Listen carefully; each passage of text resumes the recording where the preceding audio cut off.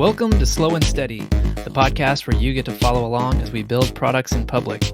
Each week, we'll give you an honest peek into our lives as we share our struggles, our wins, and everything in between. I'm Brian. I am in Bar Harbor, Maine, and I am feeling homesick. I am Benedicte. Today is June 29th, and I'm feeling recharged and back in Oslo for 24 hours. And I'm Benedikt. This is episode number 97, and I'm feeling a bit scared. And that's not because of the thunderstorm that's coming up. Okay. Is it because you're scared that my internet is going to carry me about 2.5 minutes through this episode? Yes, that plays into it as well. Yeah, but I get into the details later. Yeah. So, Brian, you missed last week. How are you doing? What's up? Oh man, yeah, I'm feeling frustrated with just the day-to-day, bit of all this. Like, for sure the internet is frustrating, but it's just also been really tiring and exhausting to try to get into just some kind of rhythm. But it was I enjoyed getting to listen to last week's episode as a listener. It was funny. I'm like, I'm gonna go for a walk and listen to my podcast that I'm not on. That was funny. But yeah, I mean, the updates I didn't get to share, last week is that I've made some really good progress on the Jobs to Be Done app, turning the quantified survey deliverable that I've been doing for clients, getting that into a place where it can be presented and shown, and had a ton of help from my friend Richard, who's like been on, and if you heard me talk about him plenty. So thanks, Richard. Yeah, so I'm gonna be able to show it to a client today, and I'm feeling a ton of momentum there. It feels really, really good. How did you manage to? Oh, there's a dog. Yeah, go ahead. How did you manage to carve out time? Because we talked about that last or 2 weeks ago. Oh, yeah. Well, yeah, it's basically just taking that advice of don't feel like I need to do, an hour or two, of work straight through to make any kind of progress. Just kind of started chipping away at it. Got it into a place where I could, to some degree, share the code over to Richard and say, okay, this is where it's ugly. This is what would be ideal. This is where it's working decent. And and just having somebody else pitch in on it for a handful of days and just make so much progress felt like this big boulder just being unlocked. Do you know what I mean? Like sometimes you need a little bit of help getting the momentum going. And so, it has worked. I'm feeling pretty darn good about it. So I'm going to, cool. I need to revamp, some posts on my site, brianray.com. There are like a handful of Jobs to Be Done articles I've written that get the vast majority of like my organic traffic. And so I need to take a fresh look at those and see if I can incorporate, a little bit of the app and what it can do into those posts in a way that feels natural, and see, if it generates any sort of traction or resonates at all. So. Mm-hmm.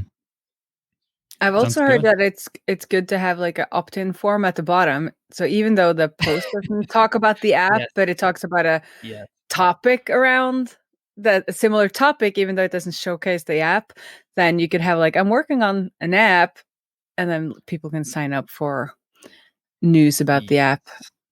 Yeah, for sure. And the other thing that I want to, it will integrate into my existing consulting side is the main thing that people sign up for in terms of lead generation over there is this Jobs to Be Done resource library. That's just like basically my Google Drive with a bunch of stuff in it. Mm-hmm. And so, one of those follow-up emails, I can include, some stuff about it there as well. But yeah, you're totally right. Like an opt-in form to learn more. Also all sorts of things I can do over there. So that's what probably the second to next step, I guess. First will be share it with this client. Second step, show it with a couple of the other clients that I've done this for, and then see about integrating it into my normal traffic. We'll see where it goes. Nice. That's decent progress. Yeah, the good news is, I'm able to do the vast majority of that just entirely offline. It's a new world. It's like, yes, I can do it offline. Yeah, exactly. And then just find a little patch of internet to push my changes up when I need to. But overall, man, I'm just really feeling pretty worn pretty thin. Just through the just through the adventure of trying to make this year on the road life come to fruition. It's been tiring, one adaptation after another, and so still trying to piece it together. And we'll see some glimmers of hope, but still pretty much just a struggle and a grind.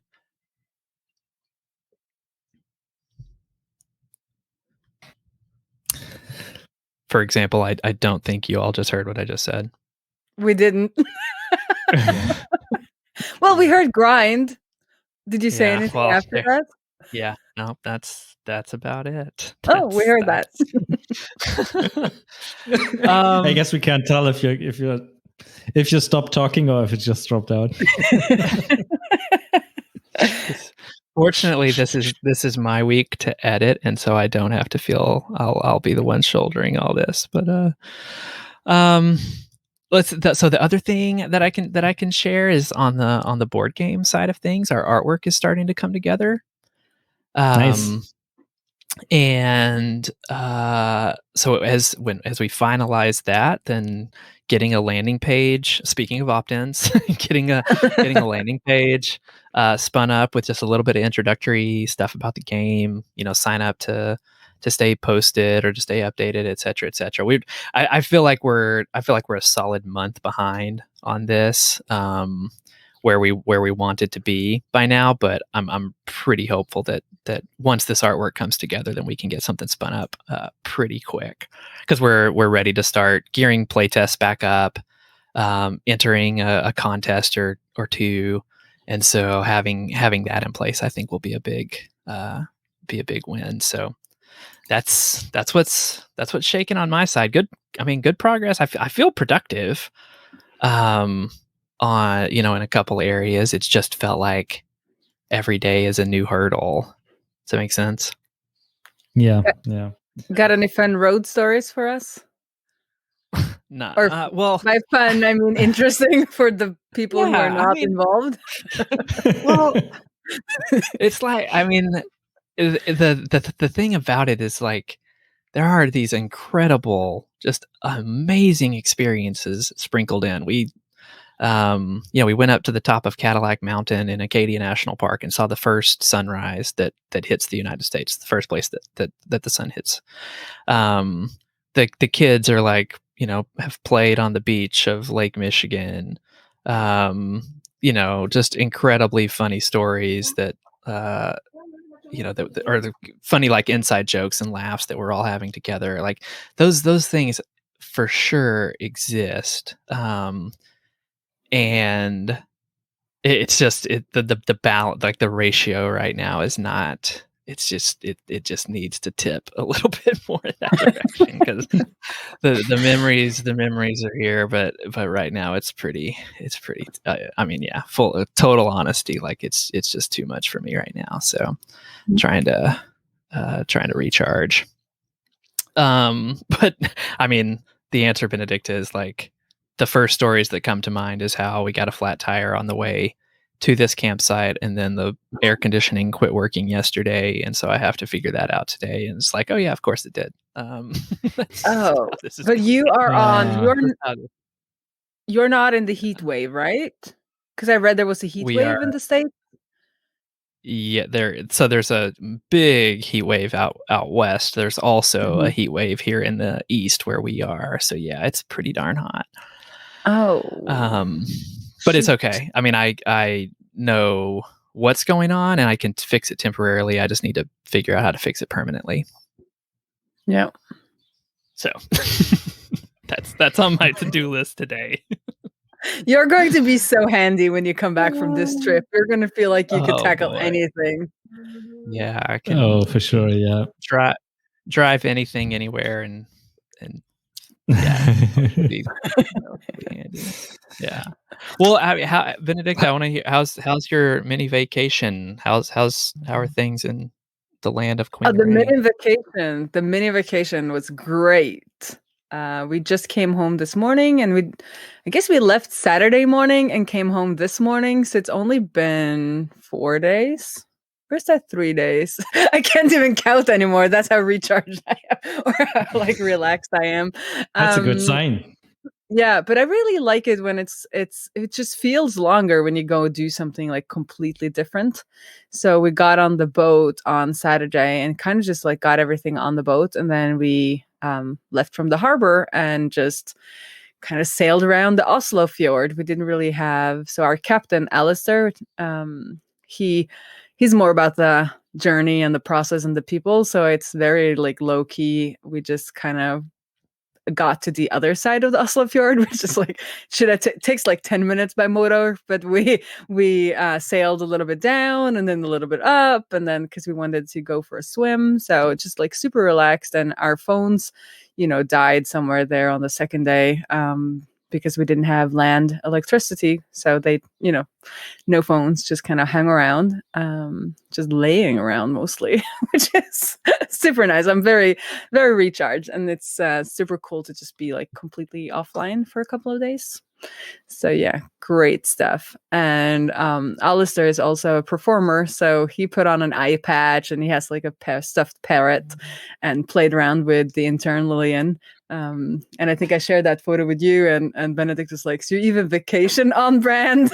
since we have that Queen Ray and the Natural Mob Pirates. Is like, yes, of course, we vacation. Everybody vacation on brand.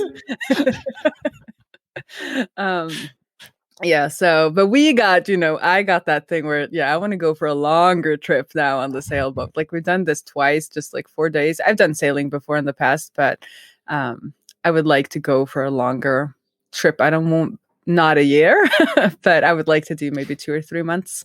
And the captain is convincible. So we'll see sometime down the road, we'll do something similar to van life or trailer life. I'll be the one with the internet problem. No, we're going to try and stay around Norway and Scandinavia, and we'll probably have 3G or 4G or 5G all the way along the coast, hopefully. but yeah, that's the vacay. So go to my Twitter and you can see the photo I was talking about. And then I could go into my update, I guess. Yeah. What's happening on the business side of things? What's happening on the business? So nothing much the last 4 days.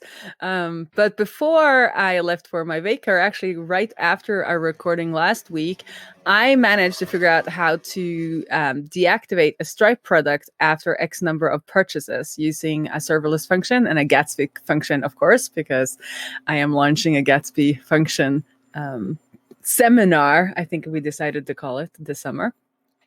So that was pretty cool, because that's one of the things that Stripe don't do for you. Like it's mostly digital products and SaaSes. So it's like usually you don't want to deactivate. You just want to keep on selling, right? You just want to. So it's not usually, if you have like inventory, you usually have some specialized kind of SaaS or software in the back.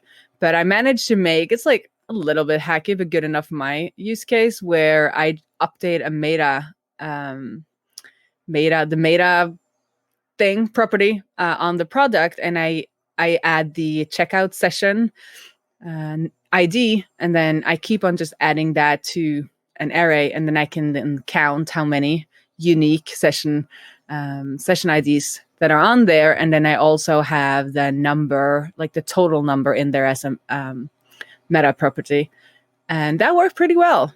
And it works even if people like keep calling the function, because that's one of the things, right, with serverless functions is that you have to make sure that it will run several times, even though it should only run once. Like it could potentially just keep on being triggered because Stripe will re-trigger it if there's something wrong, and there might be something like it might interpret, a non-answer as something wrong and then trigger it again. Or somebody else could just like trigger this function if they know the URL. So I was pretty pleased with myself when I found a solution that, would takes that into account. Obviously, if it hits at the exact same second 2 purchases, I might get like one off, but that's good enough for me for this project.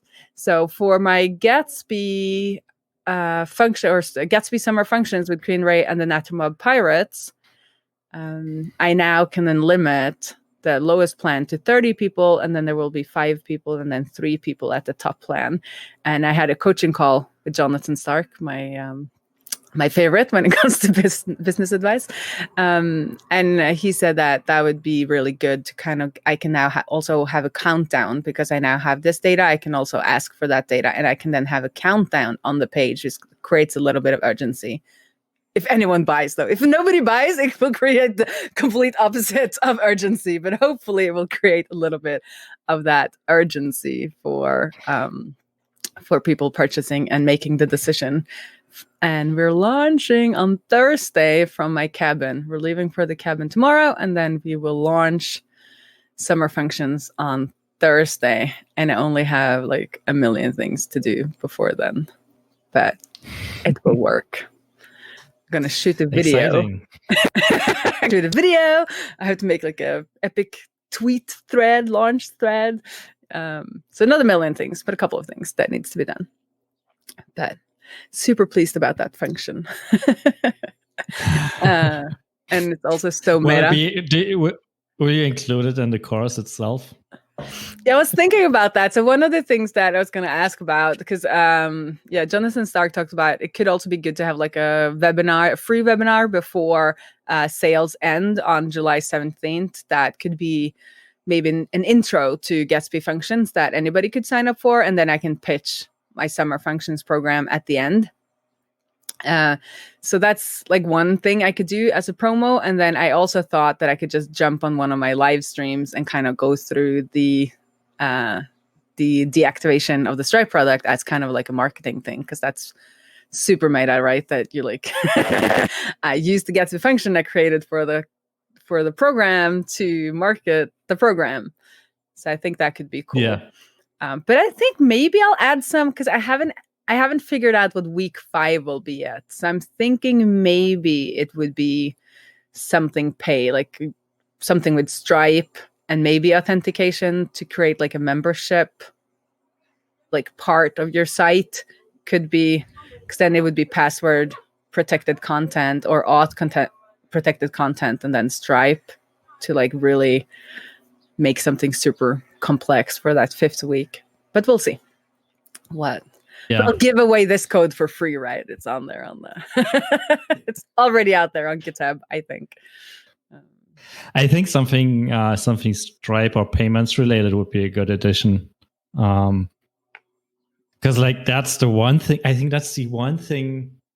Well, yeah, form submission was one thing I did with like Netlify functions in the past, and the other thing, I'm not sure if I ever deployed it, but at least doubled around with, was like accepting payments on the website. Yeah. Yeah, I think with a function, yeah. Yeah, because I think now though with payment links, you don't really need to have the server side of it, but you can get some more customization if you use the kind of the checkout and you have a serverless function. Then you could send people back to your own thank you page. While when you use Stripe payment links, it just says like a check mark. You've paid, and you can't send people back anywhere. I think they'll add that, but at the moment there will always be more customization available if you create a serverless function that can create that checkout or create that checkout session for you. So yeah, maybe some payment. People like payment. Yeah, I think going to give it a think. I'm going to give it a think. But also you could just I think it might be fun, especially with Stripe. You get the test set up, so you don't have to actually don't have to do a lot of things or get an account somewhere. Well, you have to get an account, but you can just use the test account and play around with it. And they make it pretty nice. Test card $1 million and stuff like that. And then you could also, I guess, if I remember correctly, when I was setting up Stripe last time, you could even accept real payments before you're verified, but you just can't take the money out. I think you can so you can start the process of accepting money before you've had all those checks in place, I think. That might be true. Yeah, I don't know. But it's been a long time since I set up Stripe, so they change that process all the time. But yeah, so we're launching on Thursday. And I forgot to ask you, you and Brian, if you were okay with discount codes on this show. Yeah, for sure. So if you sign up on Thursday with Slow and Steady, we will give you, and I'm making this number up right now, 30% off. We'll give you 30% off. Nice. So we probably post a discount code in the show notes, right? Yeah, in the show notes. We should just do that. If you listen to this, but don't share it around. It's just for the audience of Slow and Steady. And then Pal Benedicte did a little show and tell, as I was talking about. I didn't do much for it. I just kind of I realized it was only supposed to be 5 minutes, and I was last. So I just did a super quick one. I think mine was like 3 minutes, which was good because it was obviously above time, because nobody usually can do a show and tell in 5 minutes. So I think they were happy with mine being super short, but it was fun to just show it. And then I was going to ask if you've ever had this conundrum, because somebody requested me to be a speaker at an in-house lecture series where the people in the consultancy was going to learn about topics, and the person had asked around for people to let them come with suggestions about who would be their dream speaker, and I came up. I felt very, nice. My ego was whoa. And then I think I wrote back. This was a couple of weeks ago, and I wrote back that I could do a lightning talk, 10 to 15 minutes for free, because I can do those pretty much without. I can just have the slides, and I've done many of those. But as soon as it gets to be 30, 40 minutes, and it's more educational, I spend so much time kind of making the material and trying to make it, especially this end-to-end encryption, which will probably be the topic of my talk, or how to make privacy-first applications. So I'm what do you charge for something like that? And do you charge for it? Because most people are well, it's a marketing opportunity for POW, but then how many potential users of POW is there in the tech agency? Not that many. So I don't know if the marketing opportunity is great. So, do you have an experience? I think I agree. It's probably not worth doing this as a marketing opportunity, at least not for POW. I mean, it could be a way to build a relationship and maybe get a consulting gig out of it, but who knows, to be honest. Yeah. In the past, when I did I never did a talk or something like that, but I did some in-person coaching in the past, and the minimum we usually charge for those was the time it took to be on site and do the workshop or whatever, plus the time that it took to prepare it, and then just times the regular hourly rate for development and stuff like that. Mm-hmm. But there's also the argument that you're having way more effect with a workshop and something like that. So maybe double your consulting rate, because if it works out, you're teaching 10, 20, 50 people. So the upside for the company should be bigger than you developing for 8 hours or something like that. Yeah, and it's also the thing about if you do something like that, I feel you also need a break after being kind of on for an hour. So if you do 40 minutes and then questions, then it's not you're just going to jump back in and code on your own things. That the second you are off the call, because this will obviously be online since we're still restricting the traveling. So I have to give that a think, but it was still an ego boost. Like, it's nice to be asked, like, you know, people like, where did they hear about me? Like, it's so that was super cool, but it was around like privacy, because I was like, well, I can talk about Gatsby, but it was more on the private, not security, the privacy part of my experience with POW. So we'll see. And also I had to think about like, could I sell this to more people? Like, could I do an intro to privacy first, applications, and then have several clients? Then it would be worth kind of making an investment in creating a really good talk or workshop, I guess. No. Yeah. The question is, do you want to do it? Like, do you want to be a coach? Like, do you want to do like... I don't think I want to do like with the summer functions. It's stuff that I know really well, and I would like to help people also on a coaching level. But the kind of privacy things I know more on a high level, and then I use a framework that I know do this for me. So I can talk about encryption so that people get enough knowledge that they can also use the tools and the frameworks and make informed decisions. But I don't want to like workshop them creating encryption or using the encryption API in the browser, which I did just to learn, but I'm not good, and like I don't have enough experience with that to kind of do workshop on like that low level things. But I could learn, but I don't think I want to do that. I want to focus on POW and Gatsby. So do I want to do it? Well, maybe not this fall. I'm going to give that a think. Thank you.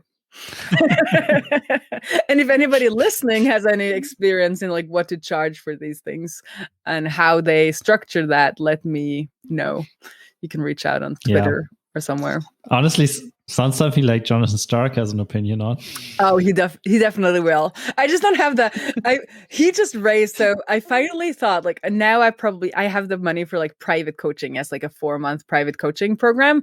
And I was like, this fall, you know, maybe I'll go for that because I'm ready. Like I feel ready to do more of these strategies.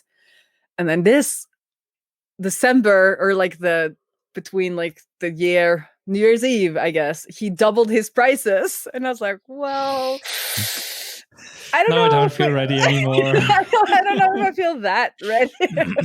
Well, I do feel that ready, but I have to like recalculate, will I get the value back? Like with the last price, like, I would definitely get the value back. But now it's like, well, then I have to work even harder if I'm going to get that money back. And am I ready to work that hard? So we'll see. But at least I got that like an hour of coaching on the course to get all my ducks in a row. Yeah. So before we go over to you, Benedikt, the reason why Brian is not chipping in is because he is no longer with us internet wise. Yeah, he dropped out once more. So, well, good thing we did him first then, so we got an update this time. Yeah, that was a smart decision. So have you been working on double opt-in, Benedikt?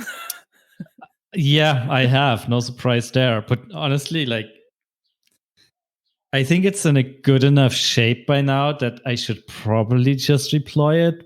But I'm kind of scared. Like, that's the thing I was mentioning in the beginning. Like, I'm scared to merge this and roll this out because, like, it once again touches the very core of user list.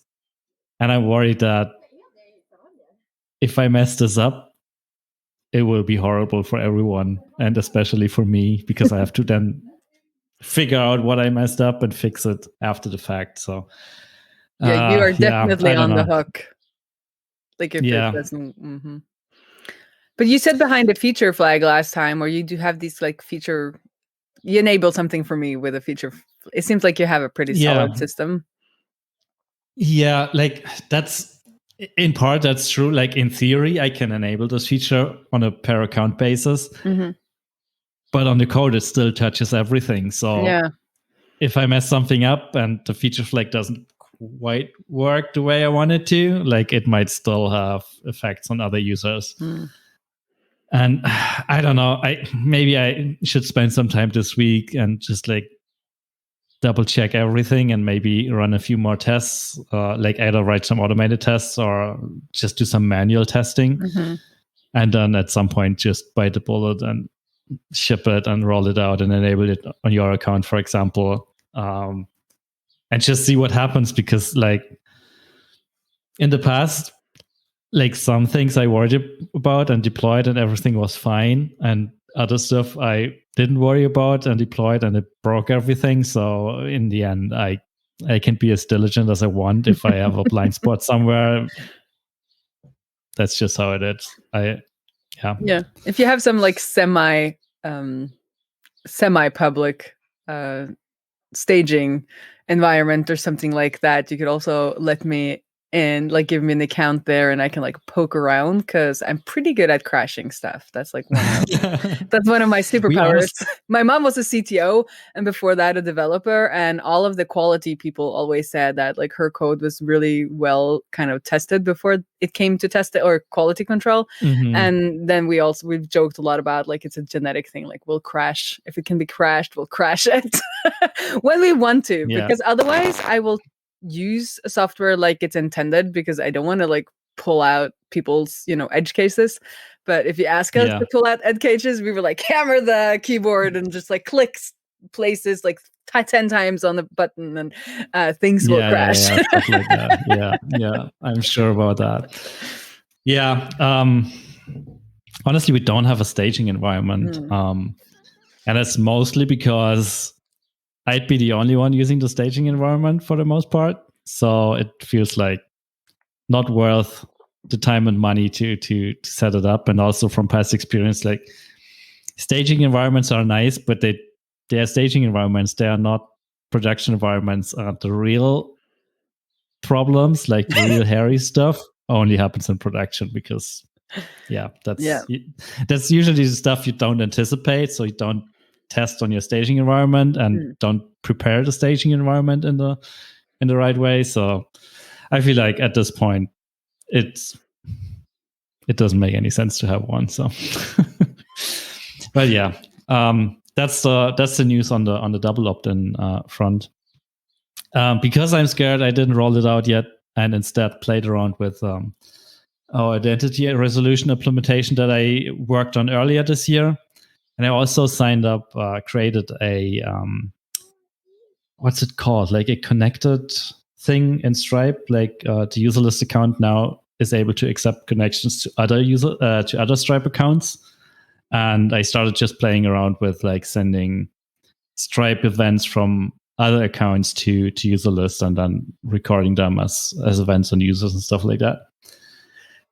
And while it's still a hacky implementation, it kind of works already. So it's getting there. Like we might be able to roll out a Stripe integration sometime. You're saying all my code? Next couple of months. I could just delete my code. Maybe. Well, I'm all for deleting code, but deleting code is the best. Yeah. I mean, then I can blame it on you when it doesn't work. Absolutely, yeah. I guess the main purpose of this experiment, or just like playing around with it, was like I started another list of like things I have to think about and don't have to forget. So it's not production ready at all yet, but at least it gets my mind into the right problem space to start figuring out what needs to be done there and what else is missing. So that's kind of fun. So what is identity resolution, since I wasn't here at the beginning of the year? Oh yeah, so like up until earlier this year, up until we started doing the marketing stuff, we only had we required you to send a user identifier, and we identify the user and update the user based on that. Now with the marketing feature coming, that is no longer a requirement, so you can send a user identifier or an email address. But like once we start connecting other services, we don't necessarily have those in those other services. So we have like in Stripe, if you're lucky, you have an email address, but If you're not lucky, then you just have a Stripe customer ID. And the identity resolution mechanism is basically trying to figure out, like, whatever you send us, we try to figure out which user this belongs to. So ideally, you'd at least tell us about a user and maybe their email address, and then possibly their Stripe customer ID or something like that. And the next time we get an event from Stripe with that user ID in there, we can just like attach that event to that particular user, or in any other combination of things. Like maybe create a user if we see it as a new customer in Stripe, create a new user based on the data we get from Stripe and things like that. So interesting. Yeah. That's the thing that's now like kind of starting to work.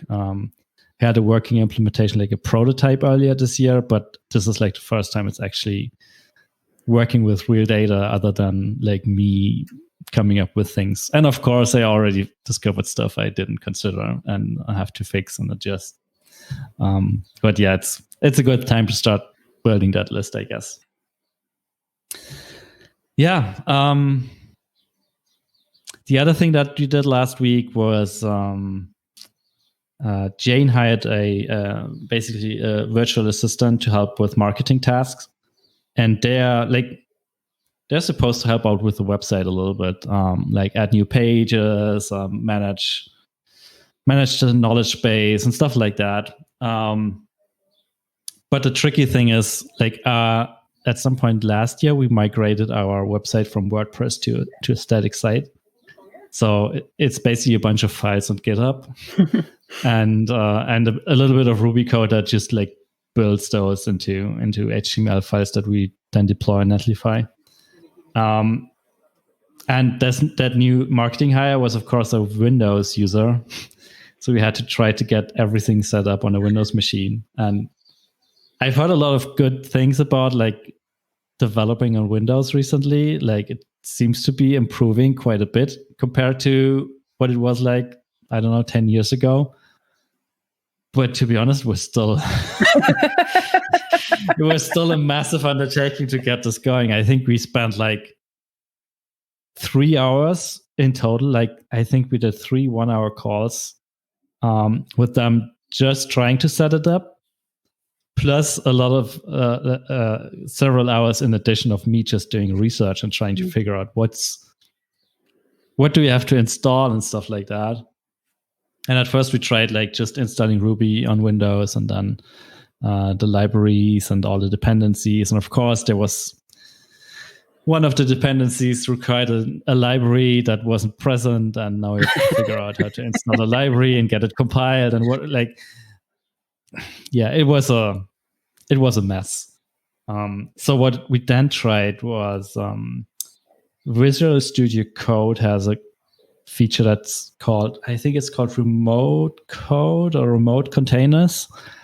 So you add a bunch of files to the project, and it will basically connect to Docker and fire up like an isolated container, and then connect into that, and like you manage like your files within the container and the dependencies within the container, and it compiles everything in the container. But you don't have to do anything like other than opening the project in VS Code with that setting enabled. And that ultimately was the thing that got us up and running. So now they have a working version of Docker installed, which was an undertaking in itself, but so what? Did you check out Code Sandbox? Because that's like basically, isn't that the same thing but just online? I have not checked out Code Sandbox, to be honest. I checked out GitHub Code Spaces. Yeah. Which sounds like it's probably similar. Yeah, I think it's basically the same. Yeah, currently it's still like Codespace is still invite only, and while they applied for an invite, they didn't get one. Yeah. But yeah, it's the same thing. And like, I'd prefer them to just like use Codespaces because then it's essentially the same thing, but instead of having to install Docker, it just like connects. Yeah. VS Code just connects to that remote service. But yeah, like now that we got it working, it's a great setup, to be honest. And you wonder like why people think it's hard to like get into web dev. Like usually if you're learning, you have some old, maybe some old laptop and obviously often Windows, and then you just want to do some like JavaScript coding and it's like, well, before you can do that, let's just like send you through this, like adventure that has nothing to do with the thing you're learning. And then maybe you'll come out to the other side, or maybe you won't. So I try to send people to Code Sandbox because at least they can get an environment up and running fairly quickly, and it crashes sometimes, but at least they're not in some kind of like dependency black hole where they just can't get themselves out of it. Yeah, that's a good point. Like maybe now it's working. We don't touch anything else. Well, probably wouldn't work in Code Sandbox. They probably don't have a Ruby thing. So I have no idea. I'm just trying to make you feel better. Okay. Yeah. Anyways, now it's working, so it's all good. But yeah, that was quite an adventure. But shout out to Visual Studio Code Remote, whatever extension. In the end, it turned out to be pretty cool. Cool. So yeah, and the last exciting news sort of is I got vaccinated. Woohoo! Woo! The first one? No, it's actually the second one. So now I'm fully vaccinated since last Friday. So now you're even allowed into Norway without quarantine. Yeah, I think I have to wait 2 weeks before I can actually make use of everything. But yeah, like I had a discussion with a friend earlier today, and it really needs like I'm not used to being allowed to go places anymore. Like it's like, what can I just fly into another country? What? Yeah, can I? I'm allowed in a restaurant. What? So it still takes some adjustments, and he was like, "Yeah, what's your plans for a vacation?" I'm like, I didn't even think about it until you asked, because I didn't consider being allowed to go on a vacation, or go elsewhere. Let's put it that way. Yeah. Take time off is still allowed, but yeah. It's strange. Like we got so used to not being able to go anywhere that now going anywhere or like traveling feels super strange. Yeah. I have a hot tip though. A friend who lives in Berlin, she went to Madeira and that was like super good, she said. Very great place to go. And not that far for like your first you're like first foray out of the country. Yeah, that's true. Maybe something like that. I'm not entirely sure if I'm ready to go on an airplane yet, but well, maybe we'll see. I just want to go to Sweden, which is like the neighbor country. It's not that far, but I'll probably be going in September, end of September. I think I can go. Nice. So we'll get there, and then and then we can have Slow and Steady live somewhere in the world in like a year. Like we still haven't met. Like I haven't met Brian in person yet, so there was some on the plan for last year for MicroConf US, I think in April last year, but stuff happened and we didn't see each other in person. I would love to go to MicroConf. MicroConf is like on my bucket list. That would be a great place to go. Feels very much aligned. Totally recommended. Yeah, aligned with what I'm trying to do. So, I agree. It's a great conference. There's MicroConf Europe. I think it's in early October. Ooh. Ooh. And I think like it's in Croatia, and I think you can go if you're vaccinated. But as I said, like still the thought of doing this still feels super, super weird. Yeah. I still have to get used to this. October is months ahead. Yeah, a little bit. Months ahead. Yeah. So what's your focus for next week? Well, I should probably ship the double opt-in thing and at least get you to use it. Mm-hmm. And the other non-exciting thing is one of our customers who's trying out the new themes feature in user list send a screenshot of an email they sent to the customers in Outlook 2016 or something like that. And people probably already know what I'm about to say. It looks like crap. Like it's totally messed up. So that's the other thing I will be doing this week. Like fix the branded email template to work on old Outlook clients. Yeah. Could you just like strip it? Just like flag users who's ever opened anything in like 2016 and be like, you're getting text only. Emails. Yeah, that would be a smart idea. Yeah. But they'll still get that the first bad one though. But yeah. I'm gonna launch and then vacay. That's my plans for the next week. You're leaving for your vacation tomorrow, right? Well, that's good. We're leaving for a workation tomorrow. Workation, okay. Yeah. And then you launch on Thursday, and then you're taking the rest of the week off, or what's the plan there? Yeah, I think we're going to launch on Thursday, and I'm going to be pretty on Thursday. So I'm going to send Ola and the intern out on exploring the island. And then the next couple of days, I think I'll just be answering questions on different platforms. But maybe I'm just going to do mornings, like get up a little bit early and answer people's questions for like an hour or two if there are any. And then we'll be back on Tuesday for next week's recording. And we were planning to come back on Tuesday anyway. And then for that week, I'll try to do some of these streams, like a stream. And if I see that if I have like a slow sign up, then I'm going to try and do one of those free webinars with like an introduction to Gatsby Functions. But if it's filling up, I'm not going to do that. Like, so I want to be like, if people are buying without me doing another webinar, then I'm just going to leave it be. And then I thought I have bonuses. So I have several people who've said yes to doing bonuses.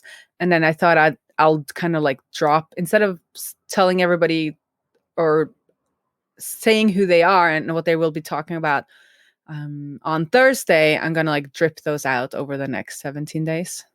So I have 3 and I have another one in the works. I'm hoping to get 5 so that there's a bonus every week too, and then kind of drip that out. So that's cool. I think I mentioned one on last week's stream, so go back and listen to that one. I think that's a smart idea. It gives you a reason to just mention Gatsby Summer Functions every single day, or at least a couple of times a week. So yep, it's a good idea. Yeah. Yep. So. Nice. Crossing my fingers. Yeah. Good luck for the launch. I'm excited to hear how it's going. Yep. See you next week. Or talk to you next week. But we can see each other. The audience can't see us. It's very confusing. Totally confusing. Since I'm used to live streaming. And hopefully Brian will be joining us again. We'll see. That would be nice. So talk to you next week. Yep. Bye. Bye.